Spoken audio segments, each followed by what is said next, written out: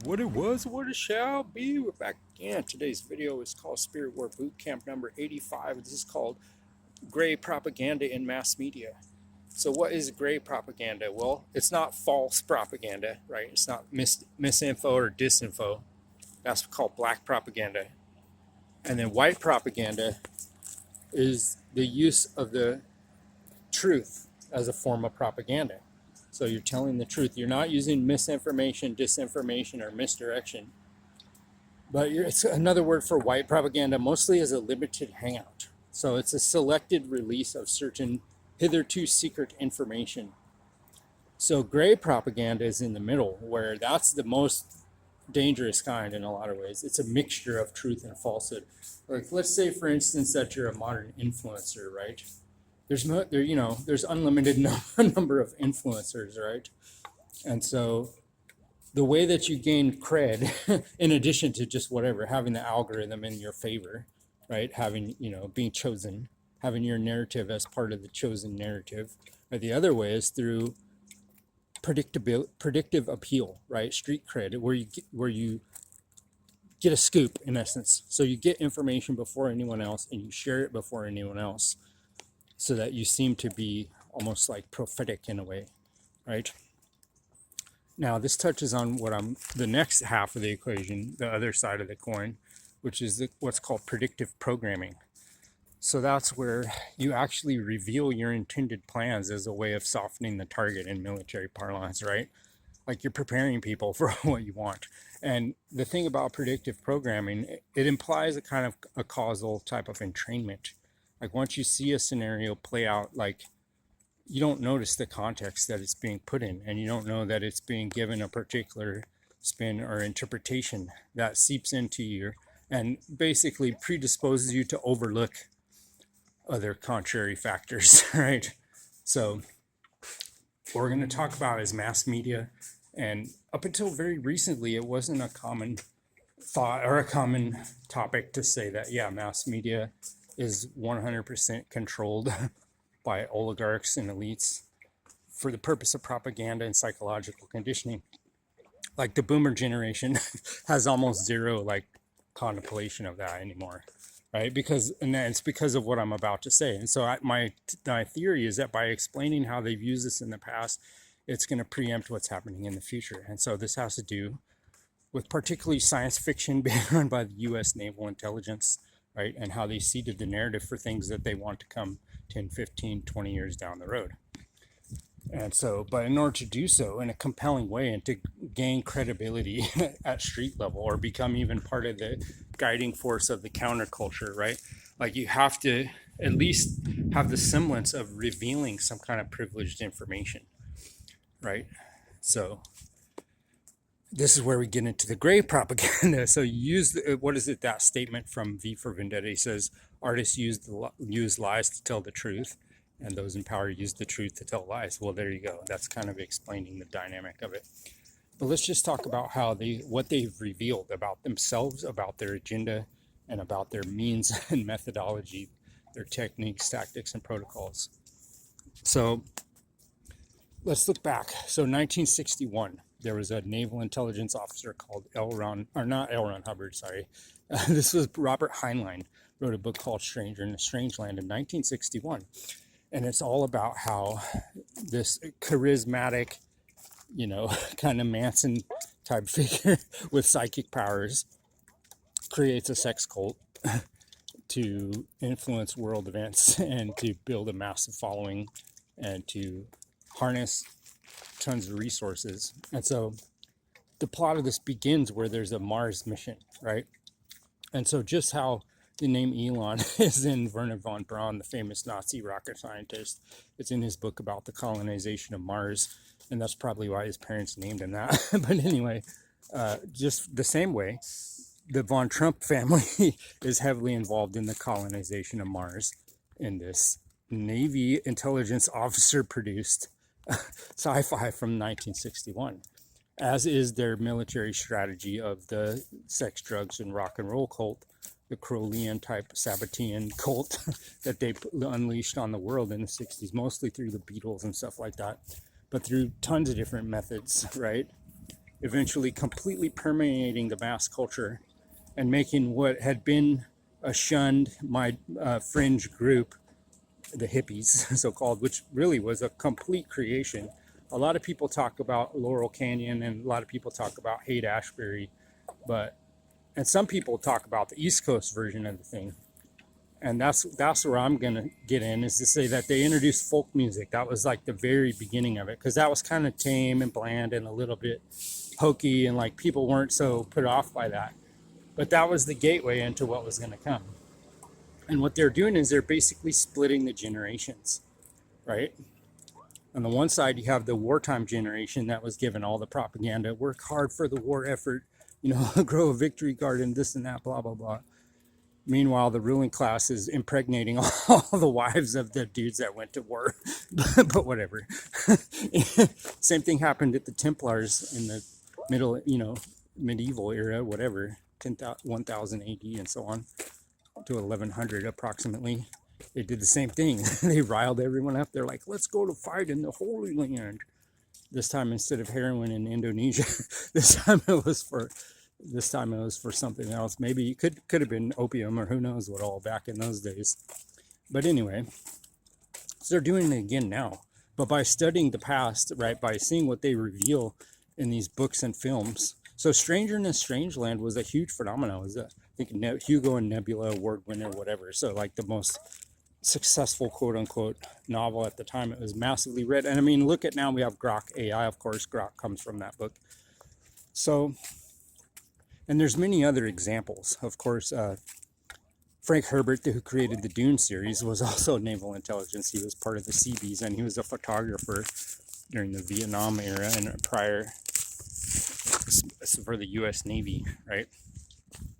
And so he reveals a ton of secret shit in his book. But again, the Dune series, I think that was released probably not much later, only a couple years. And so that series, which many argue is the real basis of Star Wars and all that other shit. So that movie also introduces a drug cult element, right? And this hypnotic power, like all the stuff that they were going to say about Charles Manson or whatever, this charismatic leader who takes the worm snake venom or whatever, and gets a prophecy and gets charisma and gets to be suddenly stepping into the fulfillment of some kind of prophetic deal. He's telling you what they were doing in America and elsewhere around the world, right? And even his later books even go further. So what I'm trying to illustrate here is that the true spirit war is on the domain of the psychology and of the mind and of the imagination of the masses. And so if we understand how these military aligned groups and corporate groups and mafia groups control the media, right? Bewitching the consciousness and crafting a false reality for everyone to opt into with their products and merchandise. Like when I was a kid, if you didn't have Star Wars figurines, you're a total chump. Everybody had. I didn't have any. Same thing with Transformers and all these different toys, like it's like really pernicious when you think about it. It's really insidious the way that they infiltrate the psyche of the younger generations and pre-program. Like my generation had all the G.I. Joe stuff about going to fight in the desert and so on, and Dune, what is that? That's pre-programming for the Desert Storm and Desert Storm 2 and whatever. All the, greater Israel projects that are going on. Afghanistan, same, And, my point is they're seeding the narrative decades in advance and oftentimes, right? And so, and this goes deep. Like you really got to understand that the religions are, and this is some of what I'm saying is white propaganda in the Dune series, because he's telling you the Bene Jesuits, right? Go to other planets and see the mythology and use and twist and distort the existing beliefs to sculpt the prophetic future that they want in in 1,000 years from now. And what else do? They have a breeding program, okay? Just like, these papal bloodlines have been having a breeding program administrated by the Pope, to create a ruthless class of psychotic overlords like Fade Rautha in the Dune series. Okay, so he's telling you that. He's telling about their obsession with breeding, how they're using it to create a charismatic psychopath that could start a galactic scale conflagration and so on through mind control. They're telling you, but they're glamorizing it, right? They're making it seem sexy and to stimulate people's drive for power and everything. Like they're putting it in a positive light to make it seductive, right? But at the same time, they're confessing how they really run the world.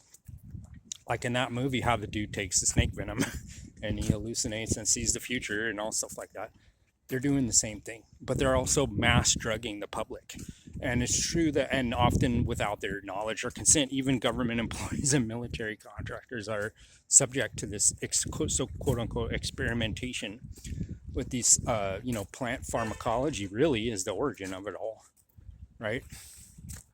And so just like in the new most recent Dune adaptation where they had the water of life is blue, they're showing you what's called the helizon, right? So this is a naturally occurring or produced like blue pigment. And you got to understand back in the Bronze Age and all these old times, like the blue pigments are super rare and they're very delicate oftentimes. And so to have, that's why they call it royal blue to this day. Like blue and purple has always been the colors of royalty, right? But so the royal Duke Atreides drinks the blue helizon, which, and Frank Herbert himself was saying that he got that idea because the blue color of the so-called psilocybe cyanensis, right? Which is where does it grow? Desert dunes on the beach.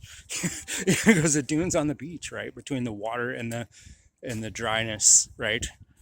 These psilocybe cyanensis, and they turn blue, and and they're named for that blue color, right? And they make this blue pigment. So he's not lying all the way. He's giving you white propaganda. He's telling you that the elites run a sex cult and they know about fungi and plant pharmacology a lot, and they use it pre-birth on their kids. Like that part's not an accident either, right? And this goes all the way back to ancient Rome and so on. I'm telling you, people have no idea. But what I'm trying to point out is the white propaganda that they're using to control you. They're also giving you the entree into this ancient knowledge and this ancient system of how the world has been controlled for thousands of fucking years. And if you see it and you understand it and you can get past the glamorization and seduction of your power instinct, right? And see what's really going on. You're seeing, there's a ruthless elite of people that are trying to run the entire galaxy like a planet's not enough for them. So much wealth is never, ever enough. They're obsessed. They're serpentine. They're reptilian like the sandworm, right? And eventually Paul Atreides combines with the worm like that. They haven't shown that in the movies yet, but in the books, he covers his grandson, I believe it is, incorporates with the worm and becomes a so-called immortal, right? Now, of course, keep in mind, this guy, Frank Herbert, was at Sonoma State University, right there by Bohemian Grove. And he was naval intelligence. He was in with all these families.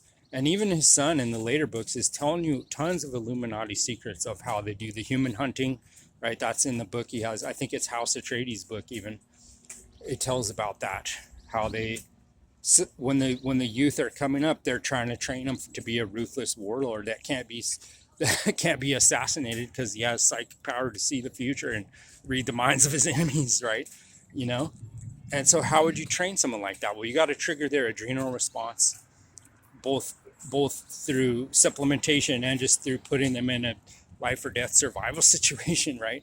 And it changes the brain chemistry and it changes your whole nervous system and your endocrine system forever to go through things like that, especially if it's repeated and especially if it's from the exact people who are supposed to sustain and protect you, right?